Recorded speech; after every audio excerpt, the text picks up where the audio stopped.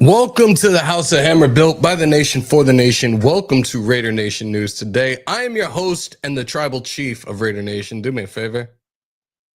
Acknowledge me. Happy Father's Day to all the fathers out there on this glorious Sunday. Hope you guys are being spoiled by your wives, your girls, your side pieces, what have you. Those coming on in, y'all know the routine. Those new in here, let me teach you real quick. Smash some thumbs, hammer that sub, crush the bell to stay up to date with all your Raiders news, rumors, updates, live streams, and reactions. Before I go any further, before I do a roll call, please, guys, give me a thumbs up audio-wise, how my audio sounds right now. I did see a comment from a previous live this week that my audio was a little lower than everything else. So I want to make sure everything is on the up and up for you guys today. We have a lot to talk about. Unfortunately, I wasn't available for the final day of minicamp. So we're going to do our roundup, our wrap up, and talk about other news around the NFL as it's happened over these last few days.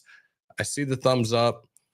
Let me do the roll call the right way now. Salute to Rorschach, one of our mods in the building. Harry, what up? Can't get right. Another mod. Was good, brother. Anthony, Alex, Bushido Brown. I'm going to have to watch the Boondocks later just because I see that picture. Let's see if I'm missing anybody. Leaky Aloha, South Dakota Raider. Hear you loud and clear. Okay, so we are good to go. I have a couple of audio clips that I put together. Yes, I did a little bit of editing before we went live this afternoon. I want you guys, I have a couple sound bites from that last presser, most specifically from Raheem Mostert and also head coach Pete Carroll, aka Uncle Pete for me. Let me get this stuff going for you guys. I still had things I needed to finalize before we went live, but I was like, fuck it. I don't want to change this. I don't want to push the time back or anything. I want to make sure that I'm able to sit here and talk with you guys as long as possible about the recent news. We're going to talk about this, and this is un-Raider related in a sense. Shout out to Chuck Taylor as well. It's unrelated Raider news, but it's also kind of related Raider related news because this guy was a Raider for a very short period of time. But this was a couple of days ago, and I haven't heard anything since this incident has transpired. There really hasn't been any news recently. But former NFL wide receiver, former Raider receiver, former Tampa Bay Bucks, Pittsburgh Steelers. I think he was with the Patriots as well. Antonio Brown has an arrest warrant issued in Miami-Dade County. Got into an altercation in Miami with a gentleman, punched him, then grabbed a security guard's gun and fired 2 shots, allegedly grazing the neck of the victim. Warrant has been issued for the last couple of days. Have not heard anything recently besides the fact that he is still on social media doing stupid shit. He's blaming CTE for this incident.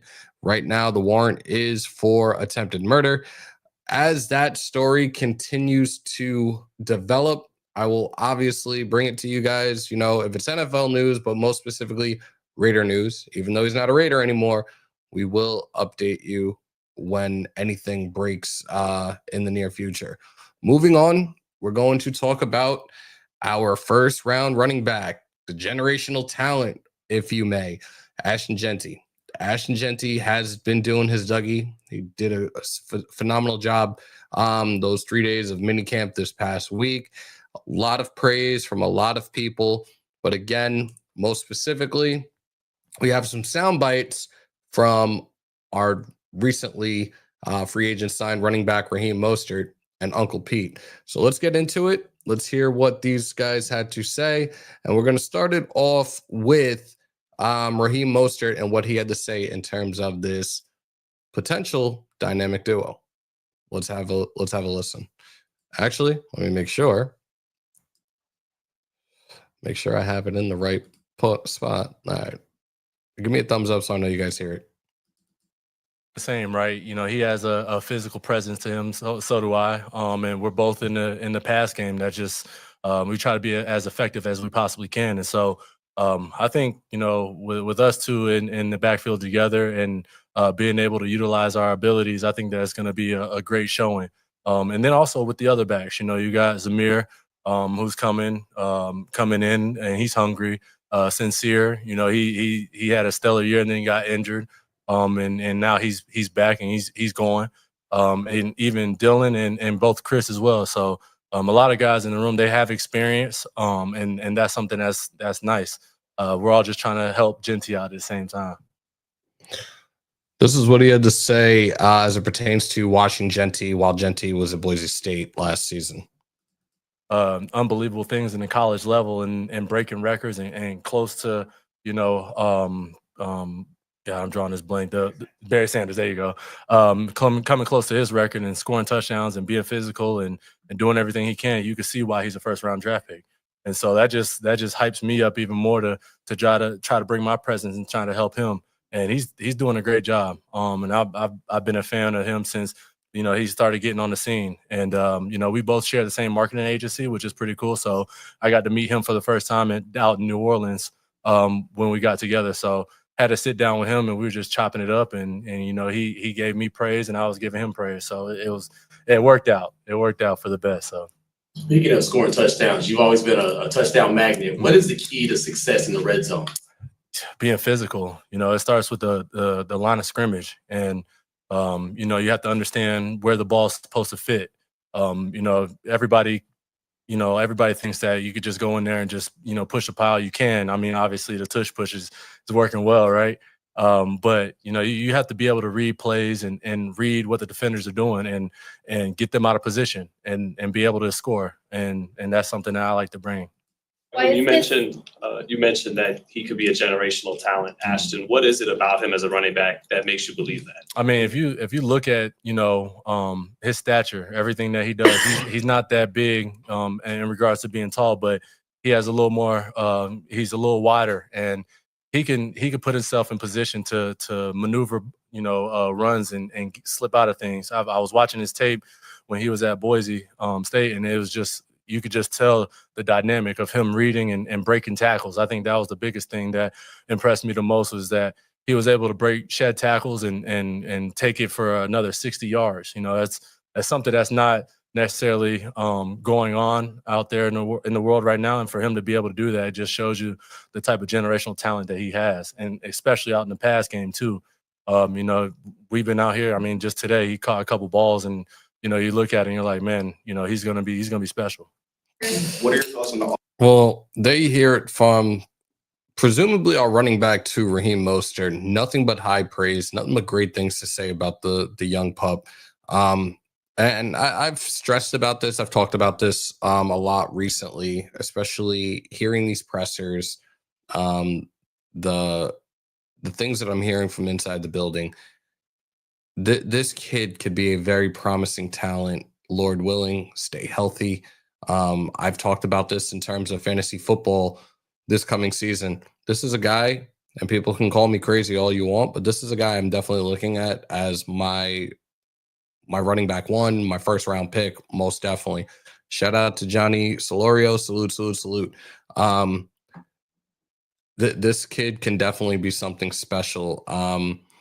We heard, or you guys heard, watching Graph the other day and having Violator on, and salute to Unk, meeting Jeanty for the first time when they did the schedule release video, and the kid's eyes, his energy, and what he said, the Violator and Gorilla, like, I think a lot of us, pretty much all of us, are excited for this young, promising, generational talent at the running back position, a kid that we have locked in for the first 5 years of his NFL career. So I'm incredibly excited to see what he brings to the table. Like I said, for me, fantasy football owners, yeah, you better take that chance in the first round. I definitely believe he's going to lead all rookies in all-purpose yards this coming season. You can bank on that. Moving on, Pete Carroll took to the podium. This was Thursday, just for those that were unaware. Thursday, he took to the podium as well. And this is what he had to say about the rookie class, first and foremost. Let's have a listen. The young guys have done really well. The guys that we chose in a draft have all made a mark at some point and show that they're deserve being here. You know, it looks like a really good class all the way through. Both offensive linemen, both defensive linemen, they participated and rolled in with the twos for the most part. Those guys, they held their own. Ashton had an excellent camp, but Dante and Jack, they did their stuff. You know, it's a good looking group, and the idea is to force those guys to play early and make them have to play. And to do that well, you have to ask them to do things they're good at. If you just ask them to try to do everything that a veteran knows, they're going to falter and they're not going to be able to show themselves. But if you do it in a progressive manner that gives them a chance to show, then by the time we get to midseason, those guys can be regulars for us. And so this is not a new process. This is the way I've done it with rookies and freshmen and the whole thing for a long time. And it just depends on how well you orchestrate what you ask them to do. And if they can find success and their confidence builds, and then before you know it, you got a regular, and that just helps our depth and helps us stay competitive. Yeah. In my opinion, a very strong rookie class for the second consecutive year. Now, a lot of outlets recently, Graf put this out there as well. Our second round draft pick, Jack Besh, has not signed his contract yet. Am I worried about it? No. Look, minicamp is complete. He was there, right? A couple of weeks before the start of training camp. I think everything's going to be ironed out and work itself out incredibly quickly in the coming weeks as we get closer and closer to the start of training camp. I'm not overly stressing this at this point in time. We'll take this as it goes and see what happens. I don't think it's as deep as other people are trying to make it out to be. Moving forward, here's Pete. This is going to be the last soundbite we play. This is what he had to say in terms of this running back room and running back by committee. Have a listen. They're gonna show us that, you know, when they get their chance to compete. I love having multiple guys play. I'm not relying on one guy, you know, thunder, lightning back in the day, you know, whatever it takes to get it done. So we're gonna let the guys play for that, play for their play time.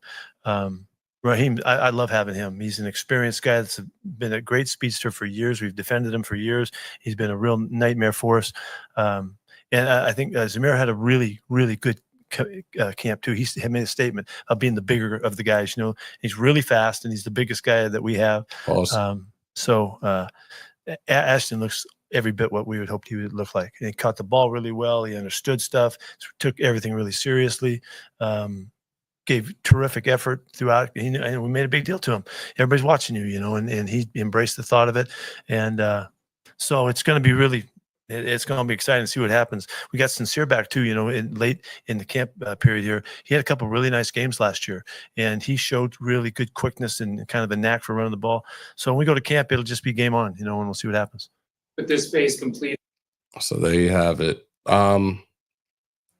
He had some things to say about Zamir, and you see how everybody has said Zamir.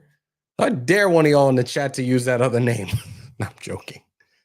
And of course, Graf's client, Sincere.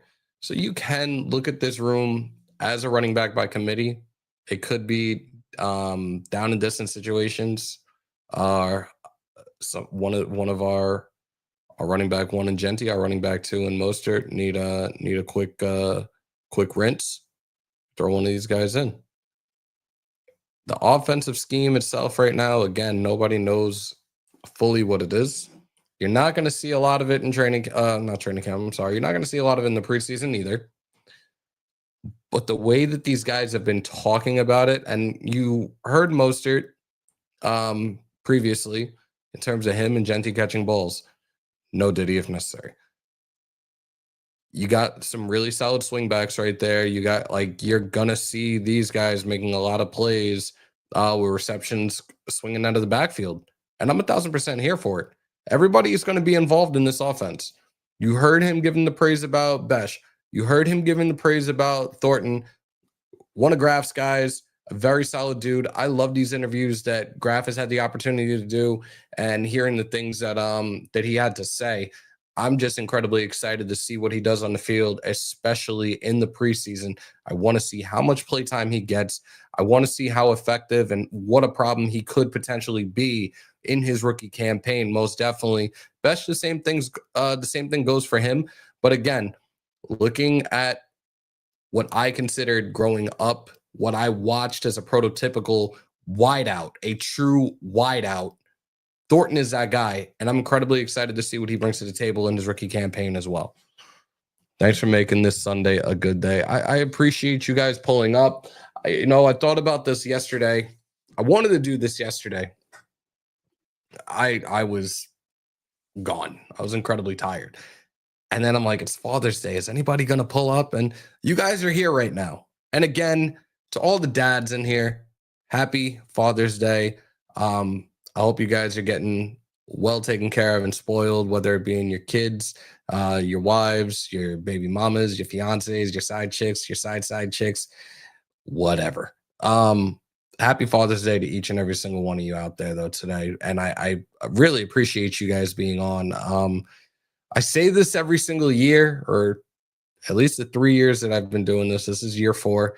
And the 7 years that I've had my little man, does having a fur baby count? Does fur daddies get recognition on Father's Day? I'm just curious. Adam said he's got 2 kids and a granddaughter. Well, happy Father's Day and happy Grandfather's Day. Does being a fur daddy count? Does that constitute as getting recognition for Father's Day? Asking for a friend. Adam says, sorry. No, bro. Okay, cool. Let's get back into it. Some other things around the NFL right now. You've heard about this for a couple of weeks. The Patriots are going to unveil a bronze statue of the GOAT, Tom Brady, at Gillette Stadium on August 8th. The statue will be placed at the entrance to honor Brady's 6 Super Bowl titles and record-setting career with the franchise. He's our minority owner right now. Yes, it was a fumble. And F the Patriots. Moving on.